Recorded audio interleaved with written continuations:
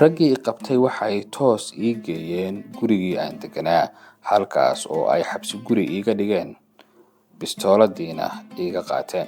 waa sheekadeenii halgan iyo hagardaamo qaybteedii 4. aniguna waxaan ahay Cabdiqani Sheekh Cali. kusoo dhawaada saaxiibayaal barnaamijkeenii Raadraac.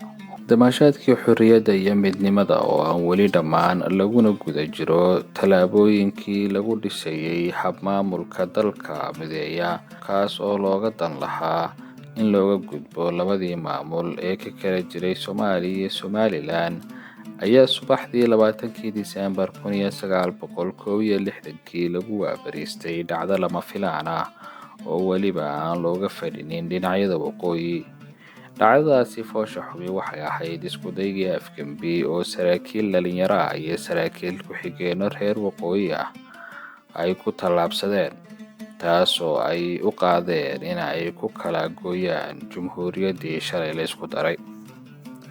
saraakiishaasi waxaa hormuud u ahaa Xasan Cabdille Walanwal, Xasan Kayd iyo Cabdilaahi Kongo oo kala joogay Hargeysa iyo Burco.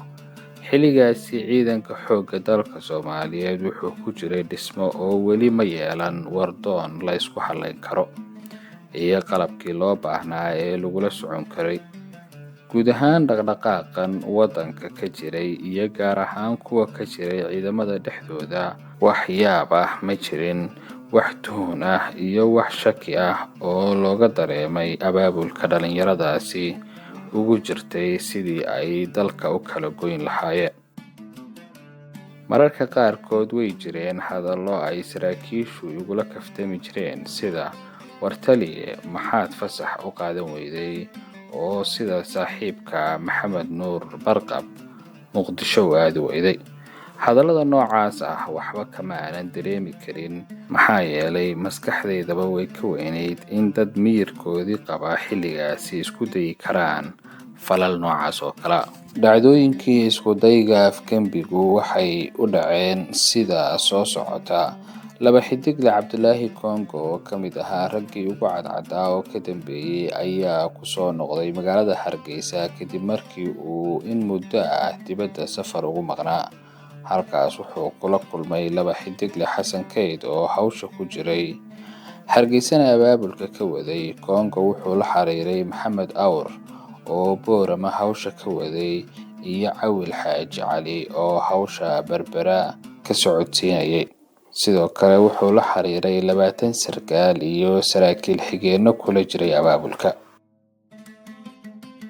maalmahaas waan iska xanuunsanaa oo waxaan jiifay isbitaalka Burco. xaaladaas oo fursad fiican u noqotay nimankii Afgembiga watay, maadaama maqnaashahaygu uu sahlay inay ciidanka gacanta ku dhigaan.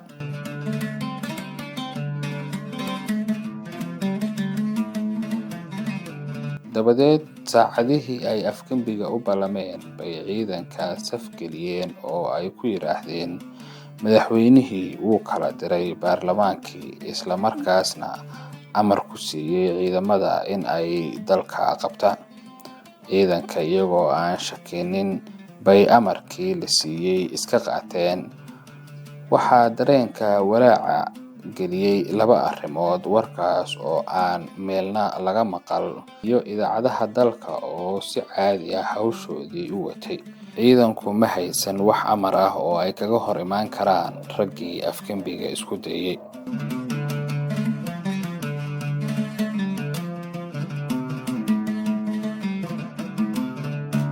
goor ay barqadii tahay ayaa waxaa isbitaalka igu yimid askari guriga iiga shaqayn jiray, kaasoo ii sheegay waxa dhacay. waxaan amar ku siiyey in uu guriga tago oo uu degdeg igu keeno labiska ciidanka. nasiib darro waxaa isku dhowaa isbitaalka aan ku jiray iyo naadiga saraakiisha, halkaas oo qaar ka mid ah saraakiishii Afgembiga isku dayay heegan ku ahaayeen. waxay arkeen askarigii dharka ii waday, wayna soo dabagaleen. markii askariga dharka ii keenay oo aan labistay oo soo bixi lahaa, ayaa waxaa qolka igu soo galay 7 sarkaal oo ka mid ahaa raggii Afgembiga waday, uuna madax u ahaa Cabdilaahi Kongo. waxay ii wadeen xagga xafiiska isbitaalka, inkasta oo Xaaji Jadami agaasimaha isbitaalka uu noo jeeday markii aan garab marayay, gartayna in xaaladdu ayna caadi ahayn. Shibtiisa buu iska galay, ileen ma jirin wax uu samayn karay. Raggii qabtay waxay toos ii geeyeen gurigii aan deganaa, halkaas oo ay xabsi guri iiga dhigeen, bistooladiina iiga qaateen. Waxaa dabadeed ila hadlay Cabdulaahi Kongo, kaasoo igu yidhi, Cabdulaahi, waxba adiga kaama rabno, kumana dilayno, waxbase kaa qarin mayno, oo waad fahamsan tahay waxa aanu samaynay. Dantayadu waxa ay tahay in aanu saxno khalad ka dhashay midayntii labada gobol. Sida aan ku sixi karnana waxay tahay in aanu marka hore Somaliland ku soo celino xaaladii ay ku sugnayd 26 Juun 1960, dabadeedna laga wada hadlo midaynta laba gobol si loo saxo wixii qaldamay. Annaga oo arrintaasi ka duulayno ayaanu go'aansanay in aanu ku haysano rahamad aan ku bedelano saraakiisha reer waqooyi ee koonfurta jira.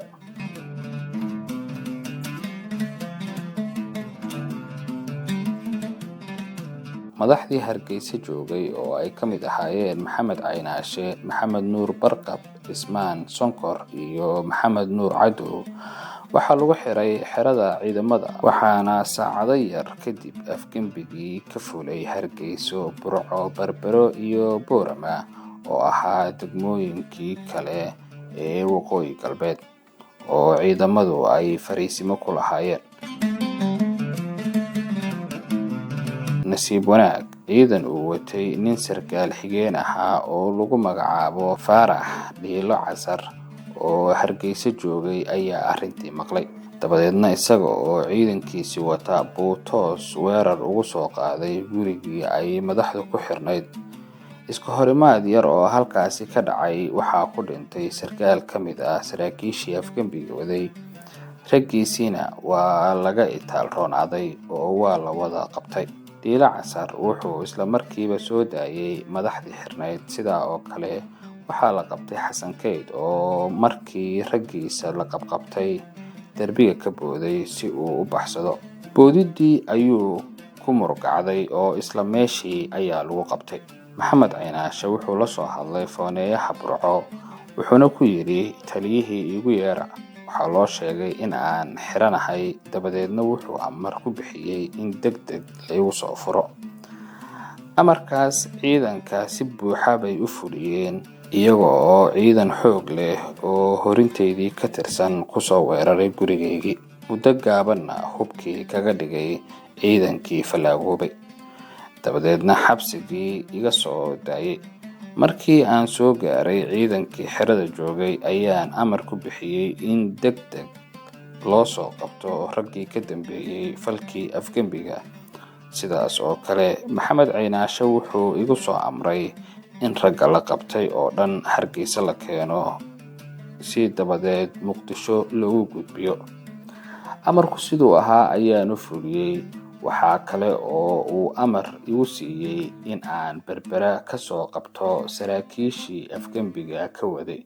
Waxaan fooneeyaha kula hadlay ciidankii halkaas joogay, kuwaas oo ii sheegay in saraakiishii baabuur qaateen oo isaga tageen xeebtana mareen, iyadoo ay nala tahay in ay Djibouti u socdaan. Ciidankii amar waxaan ku siiyay inay ka daba tagaan oo soo qabtaan, waxaana gaashaanle sare Maxamed Caynaashe Guuleed u sheegay amarkii aan bixiyay.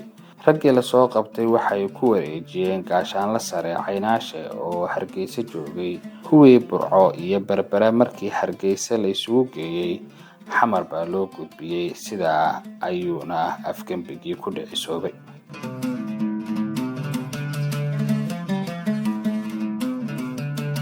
maantana sheekadeena halgan iyo hagardaamo qaybteedii 4 halka haynoo joogto.